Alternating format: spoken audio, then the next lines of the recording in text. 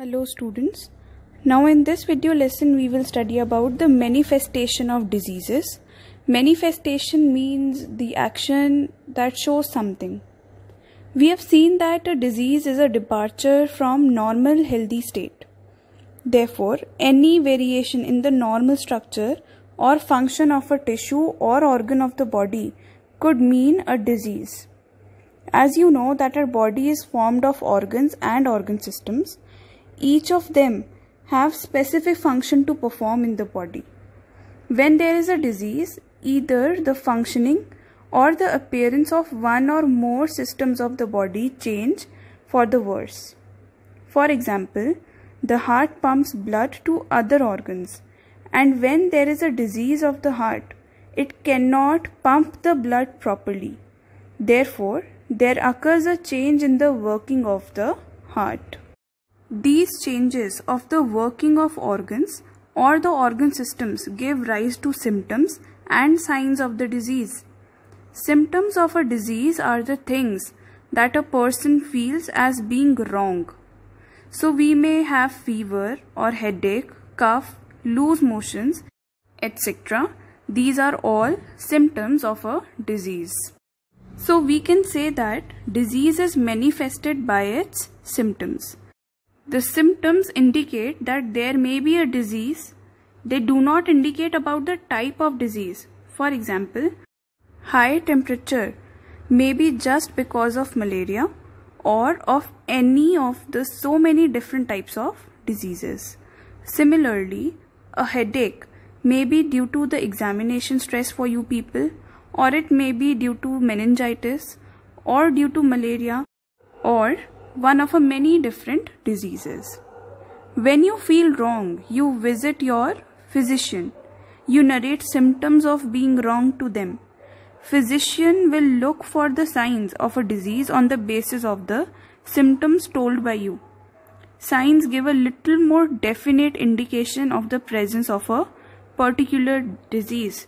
In this way, signs are different from the symptoms. To come to a conclusion or to a pinpoint of the disease further, the physicians may ask you to go to the laboratory for test. On the basis of symptoms and signs supported by the laboratory results, a disease is then diagnosed. Let us now study about the types of diseases. First of all, we would study about acute and chronic diseases. Now children, a disease may be acute or chronic depending upon its duration. The diseases those last only for few days are called acute diseases. For example, the common cold lasts for a very few days, or the eye flu, malaria, chickenpox, etc. An acute disease comes rapidly and could be dangerous. On the other hand, some diseases last for longer duration or for a lifetime. Such diseases are called chronic diseases. For example, tuberculosis, bronchitis, cancer, etc. Our body is formed of organs and organ systems, and each of them performs a specific function. Diseases cause poor functioning of some part of the body, and therefore it affects our general health as well. This is because proper functioning of the organs is necessary for good health. Acute and chronic diseases have different effects on our health. In case of an acute disease, our body recovers soon, and so acute diseases cannot cause major effect on our health. But a chronic disease causes major effect on our health as it lasts for a longer period in our body. For example, when we suffer from an acute disease such as common cold or malaria, we get better and become well within a week or so, and there are no bad effects on our health. Chronic diseases, on the other hand, cause long-lasting effects on our body.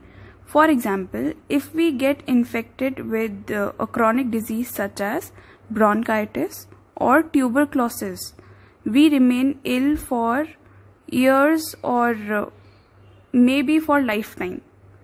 The occurrence of such diseases make us to lose weight, hard of breathing, and we also feel tired all the time. Therefore, we are likely to have prolonged general poor health if we have a chronic disease. Chronic diseases also affect our efficiency to do a work. We cannot work properly at our workplaces. Now, I hope you can answer some of these questions. Like the first question is how a disease is manifested. So a disease can be manifested by symptoms and signs of a disease. Symptoms can be common for many diseases, whereas signs are specific for some diseases only. Give 2 examples of an acute disease. Now we know acute diseases are those diseases which last only for few days. For example, common cold, malaria, flu, etc. You can give any other example also. The next question is, in which of the following case do you think the long-term effects on your health are likely to be most unpleasant? If you get jaundice or if you get an acne, give reason for your answer.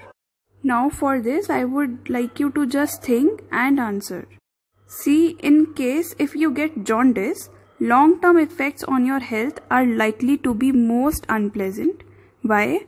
Because jaundice is a disease that affects your liver and it can cause long-term bad effects on your health. Now in the next video lesson, we will discuss about the first level cause, second level cause and the third level cause of a disease. The first level cause basically consists of the different agents which cause a disease. The second level cause is basically about the lack of proper nourishment, and the third level cause is about the lack of public services to people. We will discuss about these causes in detail in the next video lesson.